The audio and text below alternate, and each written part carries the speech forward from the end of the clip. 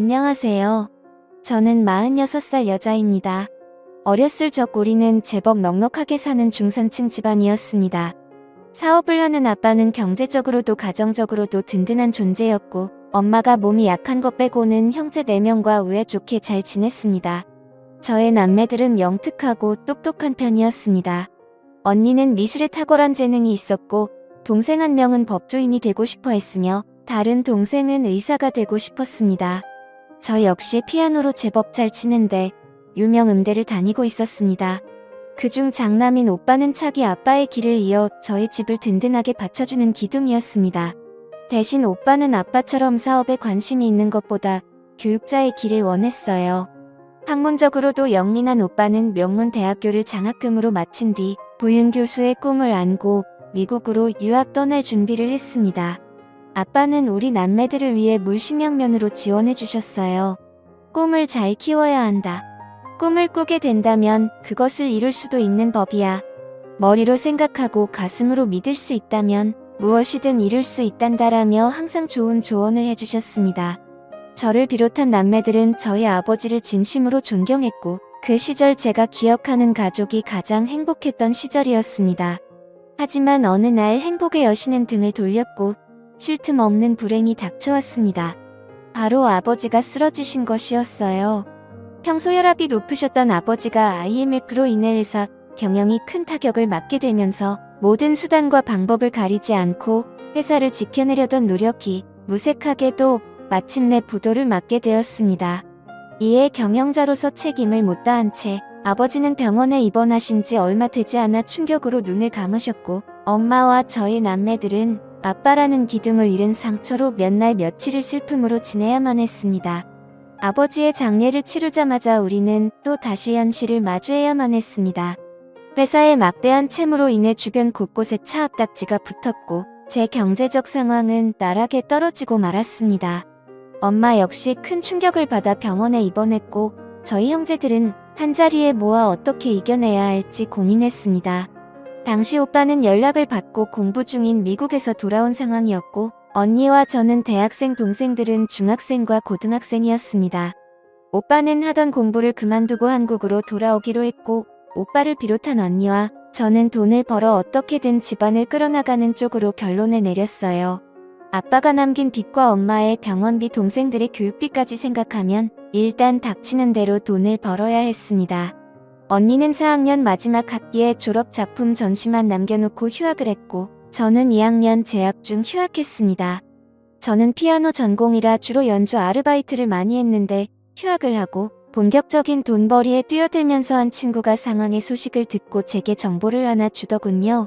사실은 강남 쪽에 밤에 연주하면서 손님을 많이 모으는 바가 있는데 소문을 듣자니 그쪽에 돈을 그렇게 많이 주는데 하는 애들은 그것만 한다고 너도 한번 가보는 게 어때라고 했습니다.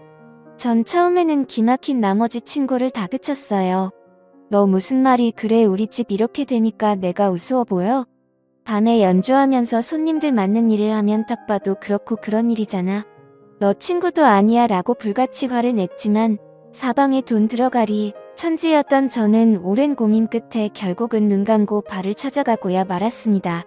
그때 그 발을 찾아갔던 게 제 인생을 송두리째 바꿔버릴 줄은 생각도 못했네요. 나이든 사장과 화장을 짓게 한 실장이라는 여자가 저보고 면접을 보더군요.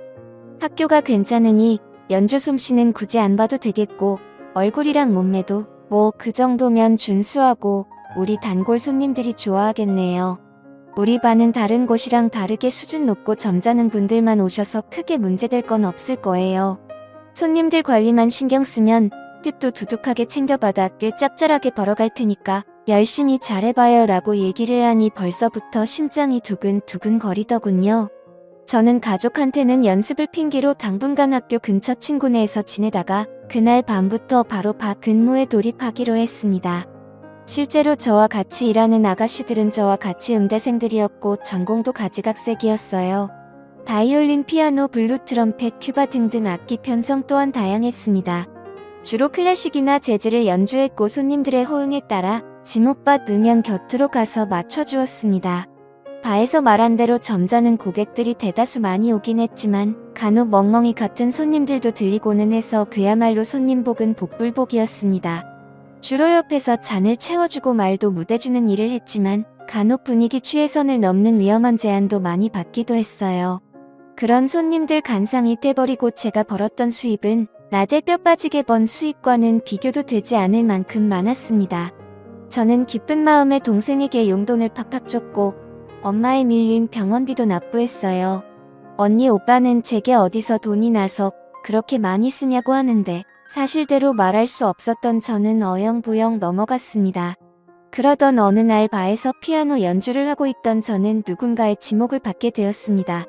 앞볼을 두고 익숙하게 손님의 옆으로 갔는데 근데요 아저씨가 여긴 어떻게 오셨어요? 저를 지목한 손님은 다름 아닌 제가 아는 아버지의 친구분이셨습니다. 아빠에게 어릴 적 고향 친구이자 사업 파트너였던 아저씨. 저의 남매들 어릴 때부터 하나같이 잘 챙겨주셨던 바로 그분이셨습니다. 반가운 마음에 인사를 하자 아버지 친구분은 웃으시더군요. 원래 내가 여기 단골이었는데 요새 일이 바빠 잠시 못 들렸거든. 이 근처에서 볼 일이 있어 머리 식힐 겸 잠시 들렀는데 내가 연주를 하고 있더구나 하고 술을 권유하시는데 저는 어찌됐든 손님은 손님인지라 잔을 채워드리고 아저씨와 잔을 부딪혔습니다. 아버지 친구분이랑 일하고 있자니 사실 자리가 불편하긴 했지만 당시에는 어찌됐든 반가운 마음이 커서 서로의 근황을 주고받기 바빴습니다. 참 아저씨 아들인 오빠는 잘 지내죠? 결혼했다는 소식 들었어요. 제 첫사랑이 사실 오빠였는데 아저씨랑 오빠랑 집에 놀러오면 언니랑 저랑 맨날 오빠 차지하려고 했잖아요. 아빠는 우리 속도 모르고 서로 사이좋게 놀아 말했고 그때가 불과 몇 년 전밖에 안 된 것 같은데 모든 게 너무 많이 바뀌어 버렸어요 라고 말하면서 저도 모르게 눈가가 붉어지며 눈물이 고이더군요. 아저씨는 제게 손수건을 내밀며 눈물을 닦아주고 안아주었습니다. 다 잊고 이제 새로 시작해야지. 지나간 과거를 붙들고 살아봤자 뭐하겠니. 앞으로 현실에 맞춰 살아야지. 앞으로 종종 너를 보기 위해 와야겠구나 하고 하시며 제게 수표 몇 장을 꺼내 쥐어주셨습니다. 아저씨의 마음이 따뜻해 저와 얼마나 고맙던지요. 그때까지만 해도 전 아저씨가 무슨 마음으로 다가오는 건지 알 수 없었습니다. 아저씨와 저는 그 이후로 봐서 항상 만남을 가졌습니다. 처음에는 아빠 친구로서 제게 삶의 희망적인 조언도 주시고 좋은 말씀도 많이 해주셨습니다. 엄마 약값이나 하라고 따로 돈을 보태주기로 했어요. 그때마다 얼마나 감사하고 눈물 나던지요. 아빠가 좋은 친구를 두신 덕분에 우리가 힘이 되는구나 싶어 항상 고마움을 갖고 살았습니다. 그런데 점차 시간이 갈수록 집안일부터 개인적인 일까지 대화를 시작하다가 시간이 갈수록 점차 원치 않는 말들까지 듣게 되어 당황스러웠습니다. 술에 취한 것도 아닌데 갑자기 이런 말을 하더군요. 부인이랑 정내미가 떨어진 지 오래야. 몇 번이나 아들 생각해서 계속 붙잡아 살아줬는데 영 재미가 없어. 아들도 장가 보내겠다. 나도 이제 내 청춘 좀 찾고 싶은데 요새 내가 어느 여자와 사랑에 좀 빠졌거든요 라고 얘기하면서 절 보고 제 손을 잡는데 저는 순간 온몸에 소름이 돋아 어색하게 웃으며 손을 빼내었습니다. 그래서 제 손을 다시 잡는 아저씨가 말했습니다. 너 나랑 만나볼래? 너 돈 필요하다며 이런 데서 일하지 말고 차라리 나랑 연애하면 내가 여기서 일하는 월급보다 더 많이 줄게. 여기저기 남자들과 얽힌 것보다 차라리 나랑만 있는 게 깨끗하지. 네 아버지 우정 생각해서 좀 나이 먹으면 나중에 내가 너 시집도 보내줄게라고 하며 얘기했고 저는 도저히 못 참겠다 싶어 그 사람 얼굴에 잔을 부어버리고 자리를 박차고 나왔습니다. 울면서 집으로 막 달려갔는데 처음으로 제가 하고 있는 일이 부끄러웠다고 느껴지더군요. 돈을 벌기 위해서라면 무슨 짓이든 하려 했는데 저로 인해 결국 아버지의 명예까지 더럽히게 된 것 같아 죄스러웠습니다. 그 길로 바로 집에 돌아와서 얼마나 울었는지 모릅니다. 언니와 동생들이 간만에 만난 제 태도가 당황스러웠는지 방문을 두드리며 걱정했지만 어떠한 말도 할 수 없었던 저는 분에 사무쳐서 울기만 했네요. 저는 충격이 심해 발을 그만두었고 다시 평범한 일자리를 구했지만 쉽게 돈 버는 맛을 봐버린지라 성에 차질 않았습니다. 제 수입이 크게 줄어들자 집안은 다시 휘청거렸고 그 와중에 엄마의 심장병이 도저 쓰러져 급히 수술이 잡혔습니다. 생활비와 빚만으로 허덕이고 있는 신세에 엄마의 큰 금액의 수술비까지 감당할 수가 없겠더군요. 그렇다고 엄마 수술을 미룰 수도 없는 상황이었고요. 저는 결국 국리 끝에 아저씨한테 연락을 했고 아저씨는 우습게도 제 전화 한 통에 병원으로 달려와 엄마 수술비로 큰 돈을 서슴지 않고 내놓았습니다. 가족들은 그 시커먼 속내도 모른 채 얼마나 고마워했던지 특히나 엄마는 감사하다며 아저씨 앞에서 감동받아 우시기까지 했습니다. 아저씨는 저희 가족들에게 힘들어도 조금만 힘내십시오. 용기와 희망을 잃지 않고 살다 보면 언젠간 볕들 날이 있을 거에 내 친구 녀석 가족이면 제 가족이나 마찬가지니까 제가 물심양면으로 돕겠습니다. 라고 든든하게 말하니 가족들 아저씨한테 다 넘어가 버렸습니다. 가족들의 환심을 산 뒤 저를 따로 불러 주소 하나를 주더군요. 이곳이 내 오피스텔 주소야. 앞으로 이곳에서 자주 보자라고 했습니다. 저는 그렇게 30여 년 차이 나는 아버지 친구와 파국의 미래가 보이는 더러운 사이를 시작했습니다. 대가로 저는 그토록 필요했던 돈을 얻었고요. 아저씨가 저를 어찌나 마음에 들어 있는지 말만 잘하면 원하는 금액을 쉽게 나오더군요. 저로 인해 조금씩 집안 환경은 나아지기 시작했습니다. 언니 마지막 학기도 잘 마쳤고 동생들 학원도 좋은 데로 옮겨 원하는 대학 진학을 위해 뒷바라지를 아낌없이 해줬어요.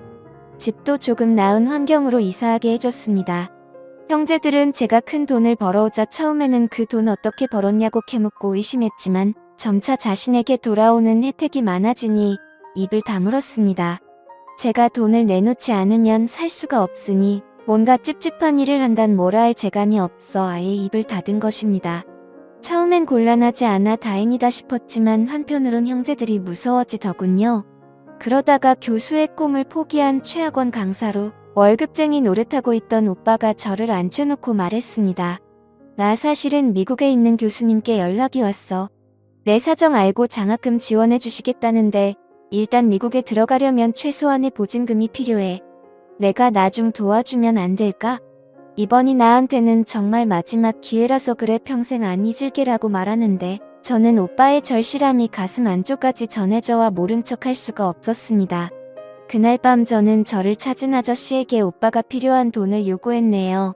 처음에는 금액이 커서 안 되겠다던 아저씨도 제가 술수를 부리자 결국 오빠를 위한 돈을 마련해 주었고 오빠는 그 길로 제게 고맙다는 말도 없이 미국으로 떠나버렸습니다. 그리고 그 이후로 20여 년이 흘렀습니다. 20년 동안 수많은 일들이 있었지만 사연으로서는 말로 못 다하는 점 양해 부탁드립니다. 대강 큰 틀만 말씀드린다면 저는 그 이후로 그렇게 향후 몇 년간 아저씨의 첩생활을 하면서 아저씨 본부인에게 머리채도 잡혀보고 온갖 더러운 꼴 비참한 꼴도 당해보고 심지어 아저씨의 아이까지 갖게 되었습니다. 본부인으로 인해 집안에까지 모든 일이 알려지게 되었고 저는 가족들에게 돌이킬 수 없는 낙인이 찍혀왔습니다. 집안을 일으켜 세운 긍정적인 대가는 장으로 혹독했네요. 이혼모가 돼버린 저에게 아저씨는 시집 보내주겠다는 약속을 저버리고 더 어리고 예쁜 여자에게 마음을 뺏겨가 버렸습니다. 아이까지 낳고 첩생활하면서 받은 돈이 상당히 있음에도 불구하고 제 수중에 가진 재산은 얼마 되지 않았어요. 허나 정작 제 도움받은 형제들은 다 잘되어 떵떵거리며 잘 살게 되었습니다. 오빠는 돌아와서 그토록 바랬던 정교수가 되었고 집안 좋은 여자와 결혼을 했습니다. 모든 형제들이 오빠의 결혼을 축하했지만 저는 초대받지 못했습니다. 해냐 제가 알까봐 다들 쉬쉬했고 그건 다른 형제들의 일도 마찬가지였어요. 언니는 미대를 졸업해서 외국 사람과 결혼하고 한국을 떠났고 동생 한 명은 5급 행시에 합격해 공무원이 되었으며 다른 한 명은 의사가 되었습니다. 언니 시집갈 당시 모자르다는 혼수 자금 보태고 온갖 더러운 일 다 해가며 동생들 편하게 공부하게 등록금 다 대주고 공부 뒷바라지 해줬는데도 제 잘나서 얻은 권리인 줄 알더이다. 그들이 받은 돈 안에 숨겨져 있던 제 처절한 피눈물과 안을 철저하게 외면했습니다. 그나마 엄마 연락을 가끔 있는데 엄마도 다르지 않더군요.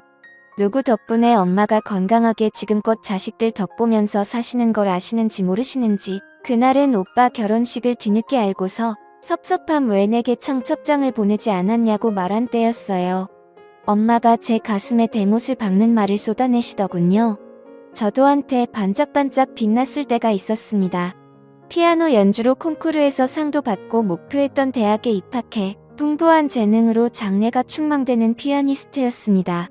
저도 여느 가족들처럼 평범하게 원하는 꿈 찾아가 이뤄서 사랑하는 남자 만나 연애도 해보고 결혼도 해보고 그 사이에서 아이도 낳아 남들 못지않은 화목한 가정 꾸려가며 살고 싶었어요. 그렇지만 가족을 위해 모든 걸 다 희생했는데 그들은 단말 다 빼먹은 제 몸뚱아리가 쓸모 없어졌다고 이제와 그림자로 살려만 하는지 모르겠습니다. 창피하고 부끄러워하고 수치스러워하는 존재 크게 제 이름이 되어버린 지금의 현실을 제가 어떻게 이겨나가야 할지 모르겠네요. 게다가 제일 마음 아픈 건 지금은 저와 같이 살고 있지 않는 내 아들 대가로 그 아이를 얻은 건 엄마로서 행복이자 존재로서 불행이었습니다.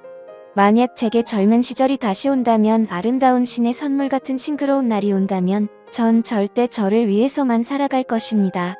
가족들이 잘 살게 된 것은 매우 기쁘고 좋은 일이지만 만일 가족들을 위해 인생을 낭비하지 않았다면 아마 부모 형제하고 등지지 않고 지금처럼 씁쓸한 결과를 맞이하지 않았을 거라 생각이 듭니다.